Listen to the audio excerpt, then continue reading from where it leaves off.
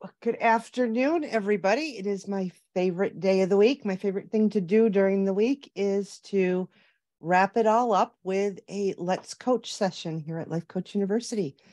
So, wow, I'm tired today. And let me tell you why, and it'll make sense in just a minute. So, this week, at my corporate job, I still work in human resources for a medical technology company.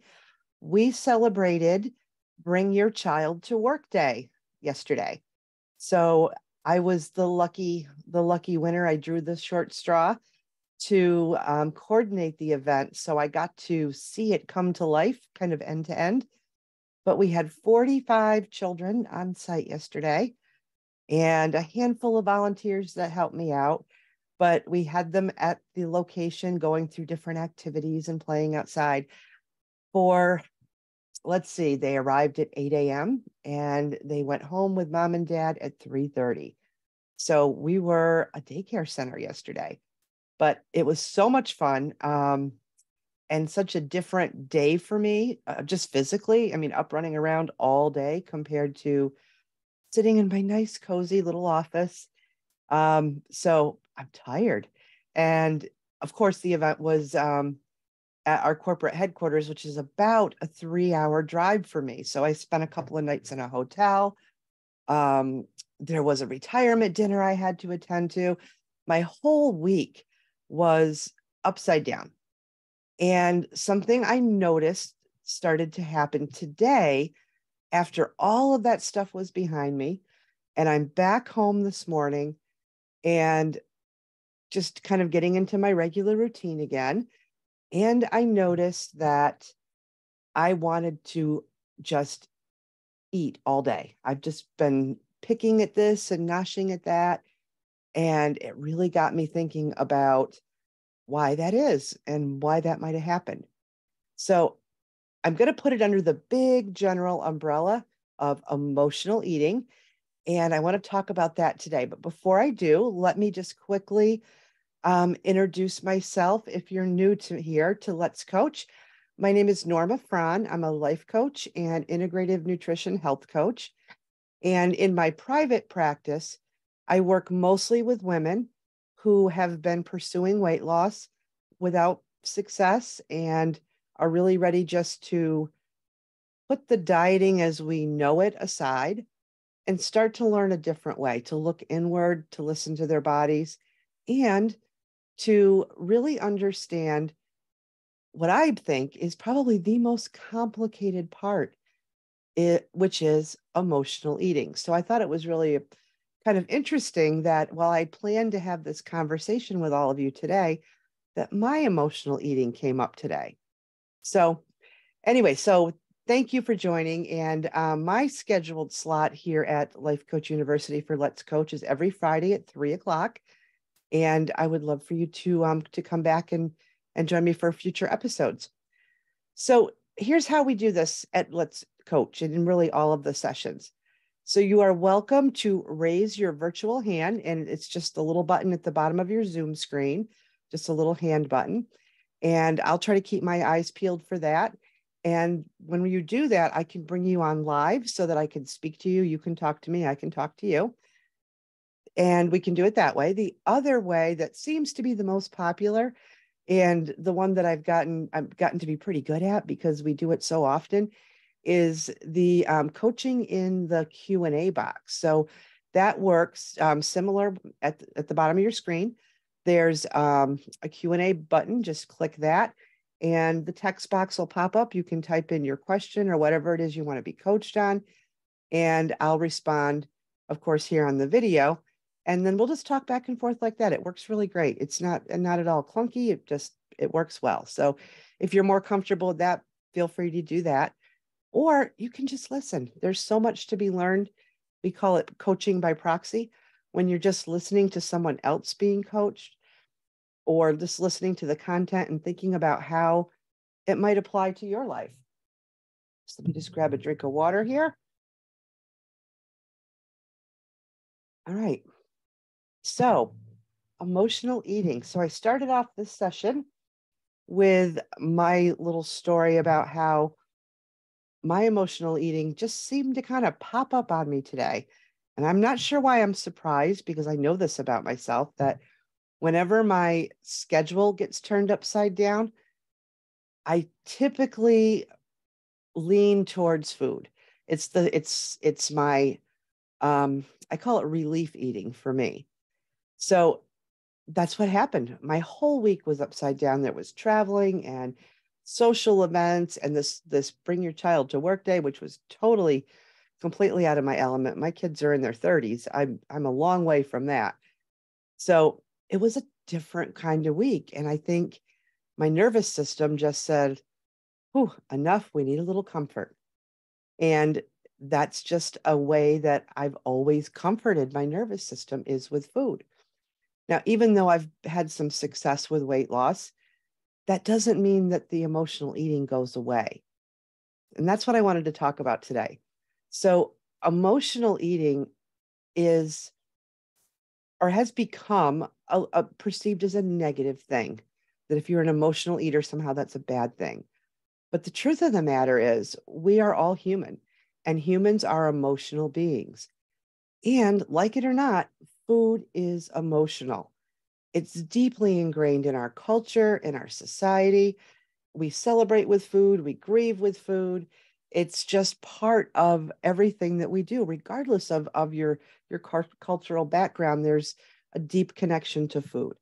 So to say that emotional eating is a bad thing, I don't buy into it. I think it's just a part of us. And sometimes there's several parts of emotional eating that pop up, like mine did today. The part of my emotional eating that says you need a little relief. You are an introvert by nature and you have been out extroverting all week and you're done. And it just kind of showed up. That part of me that likes to feel the relief through food popped up and thought crackers were a good idea and it a slice of leftover pizza for lunch was a good idea, even though I really wasn't hungry. It was just my emotional eating part that says you need relief was trying to protect me and make me feel comforted and soothed, which is very, very common. We do that with food all the time. But here's where it gets a little complicated. So, like I said, it's emotional eating has kind of been perceived as this negative thing for a couple of really good reasons, too. So, the first is that many of us have received messages our whole lives that showing our emotions isn't a good thing. We've heard things as a child, oh, don't cry, it's not that bad. Or especially little girls, you might hear things like, don't be so sensitive. And we've just been kind of conditioned since a child that we should not let our emotions be that visible and we kind of hold them in. Well, holding them in like that and not expressing our emotions in many ways leads us to seeking comfort from those emotions.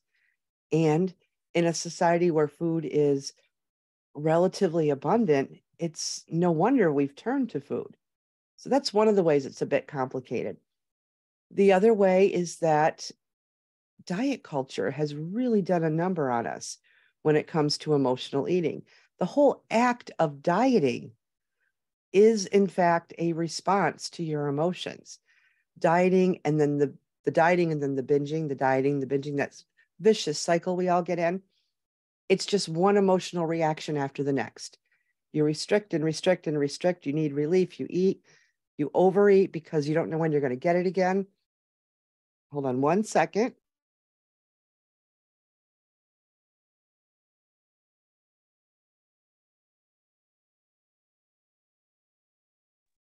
So sorry, I had a cough and I didn't want to do that in the microphone. Oh, goodness. So, anyways, yes. So, emotional eating, like I said, is a response to dieting. Very restrictive dieting throws your nervous system into this state of deprivation. And when you're depriving, you're not giving yourself the emotional release of food if in fact you are somebody that really leans on food as a coping mechanism. So it just kind of creates this vicious cycle. Very, very complicated, like I said. So I like to remind my clients that it is complicated. It is a bit of a challenge to unwind. So don't beat yourself up if you're kind of caught in that thinking that emotional eating is bad and you should not be doing it. There's no black or white.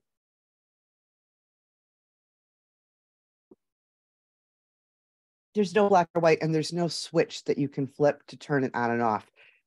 In fact, I don't know if you'd want to turn it on and off. I don't think we have to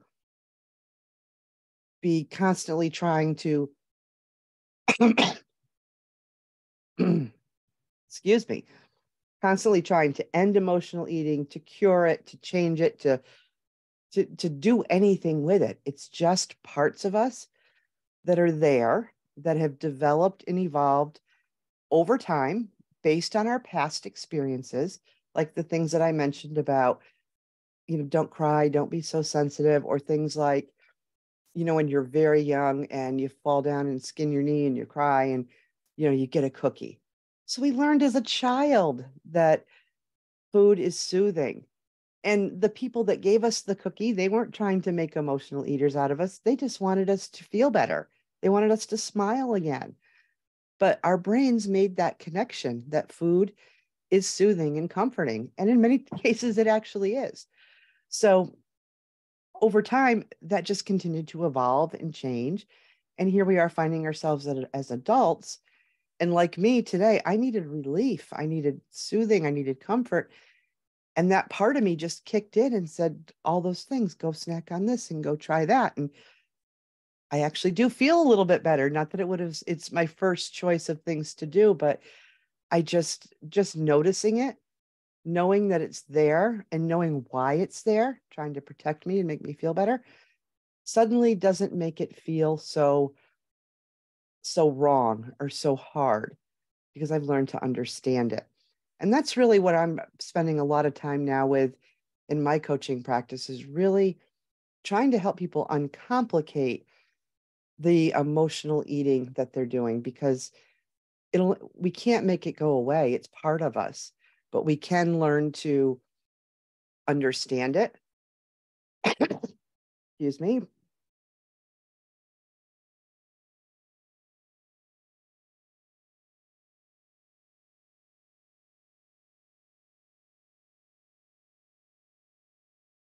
I am so sorry. Terrible allergies. Love the spring, but whew, the allergies I can do without. Um, like I was saying, we don't have to fight against our emotional eating. It is part of us. We can learn to uncomplicate it by understanding it, getting to know it, getting to really figure out why it's there and what it's trying to protect us from. Is it trying to protect us from being hurt? From is it trying to soothe us or make you feel better, give you that relief? All the things. When we understand what it's trying to do, what its mission is, we can then kind of dig into that part of it. Like I can go back now today, and I intend to do this, just spend a few minutes maybe in my journal, just thinking, why was relief so important to me? And I think I already know some of those answers because I've done a lot of this work. Seeking that relief was so important to me because I was very far out of my element this week. Like I said, I'm an introvert just naturally.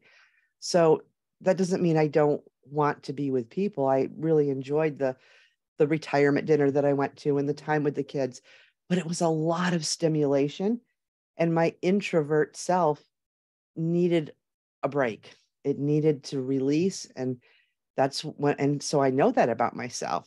Now, where I could have done something a little differently is been a little more prepared and perhaps had some different options in the house because I knew I was going to want to eat.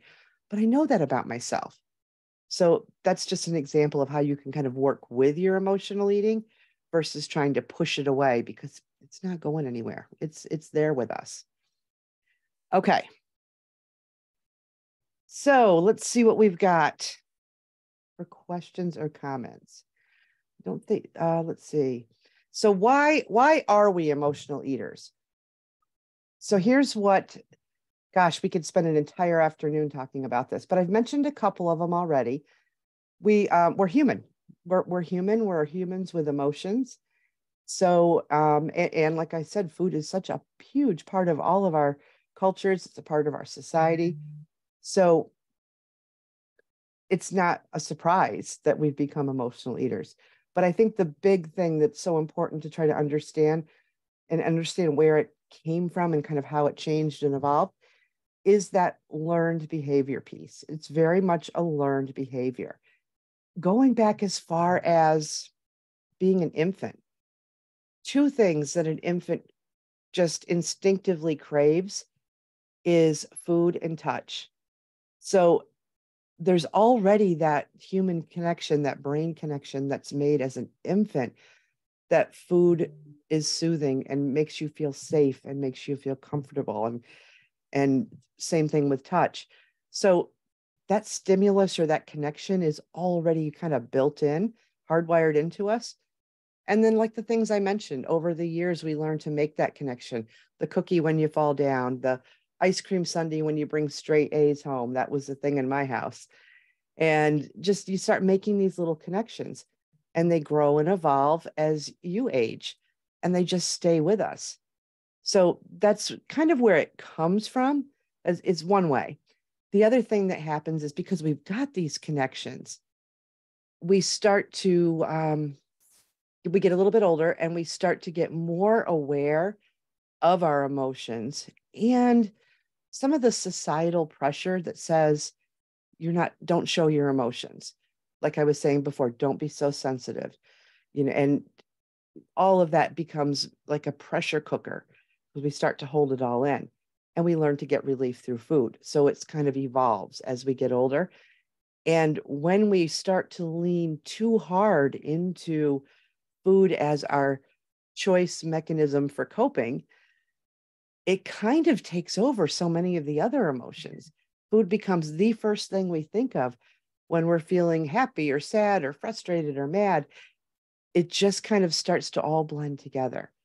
So the trick is to understand where or what emotions food is responding to, or what emotions are driving the response to go grab food, and then work on those emotions. How can you feel them and let them out versus keeping them in and trying to push them down with the food. All right, let's see. I hear this one a lot. Sometimes I don't even realize I'm reaching for food until after I do it, like right in the middle of eating something, and you're like, how did I get in the kitchen and why do I have this food in front of me? I know I've done that before. So how do you deal with that? See, that's part of the complication too. So this is where being intentionally aware of what you're doing is so important.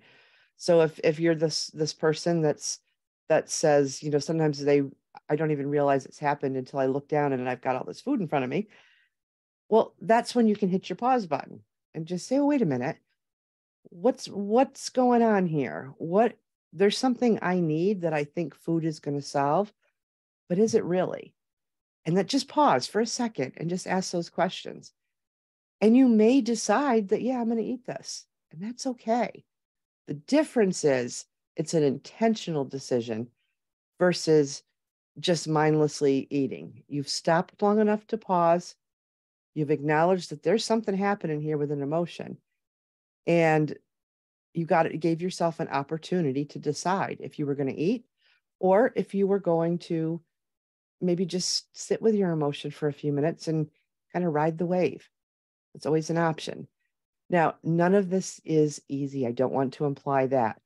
But what is easy, I think it can be easy if you allow it to be, is just giving yourself a pause, the 30-second pause, just to take a couple of deep breaths and then make an intentional decision and not beat yourself up for whatever decision you make.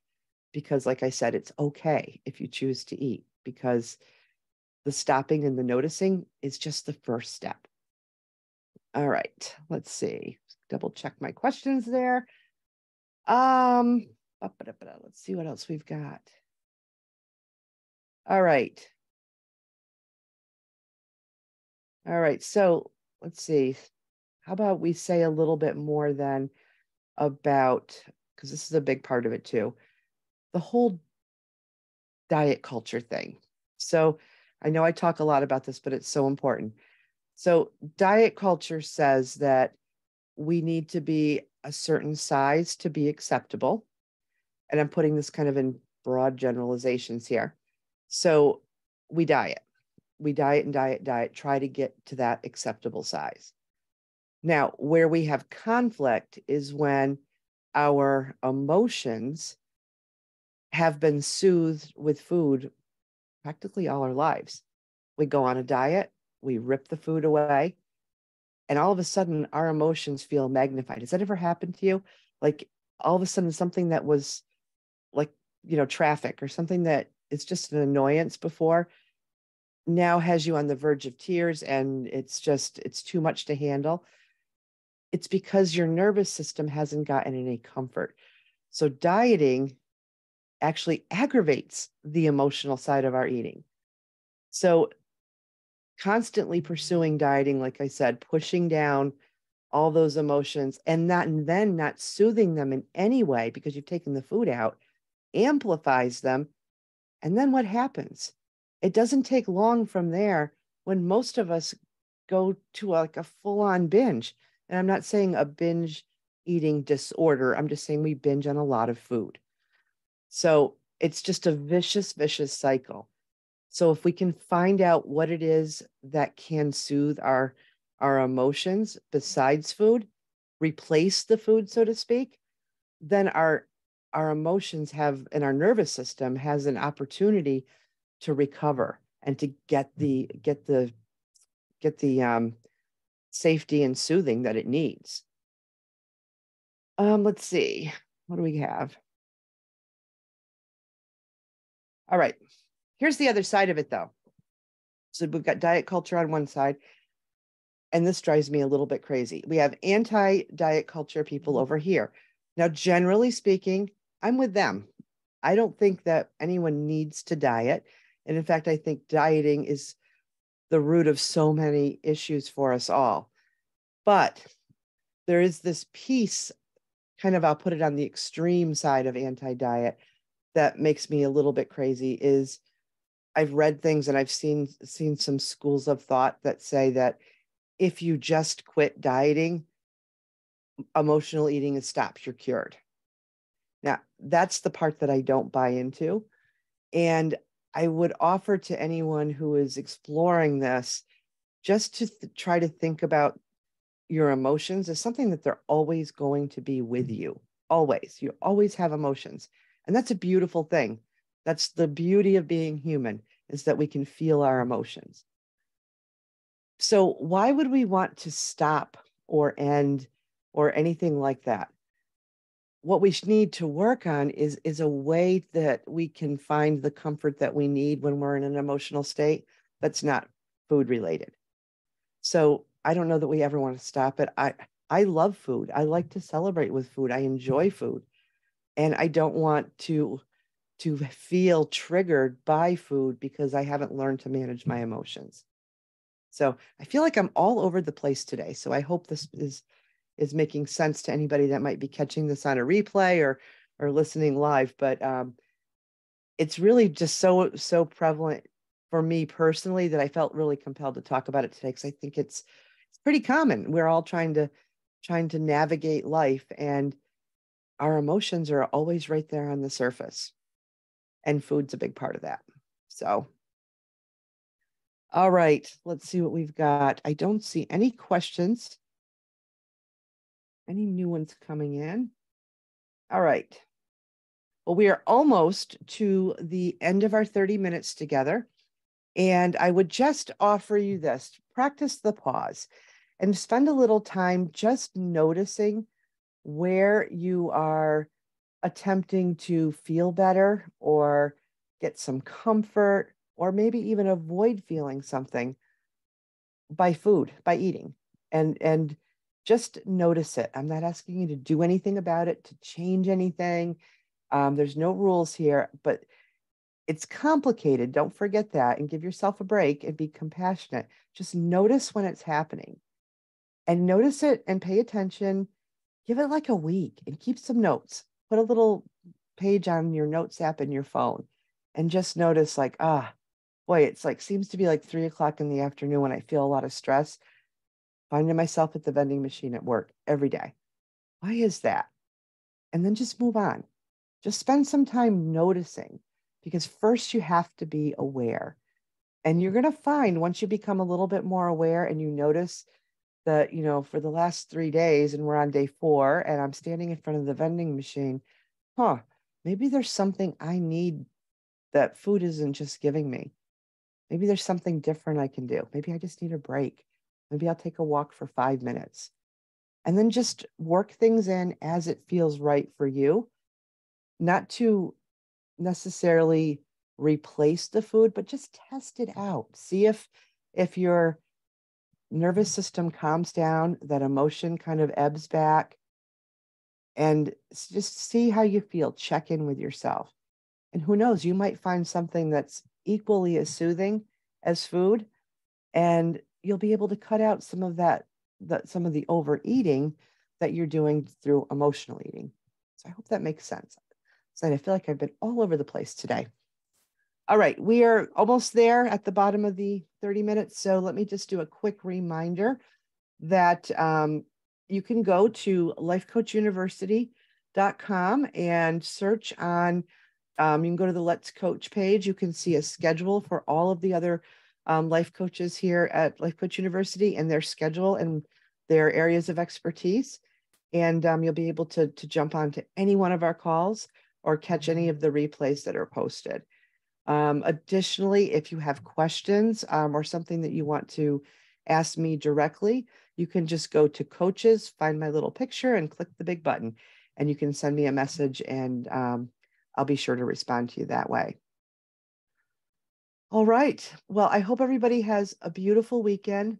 If you have something special planned, enjoy the food or whatever it is that's there, and try not to beat yourself up too much if you find yourself indulging a bit more. Instead, hit your pause button and just ask what's going on. All right. I will see you next Friday at 3 p.m. Eastern. Have a great weekend. Bye-bye.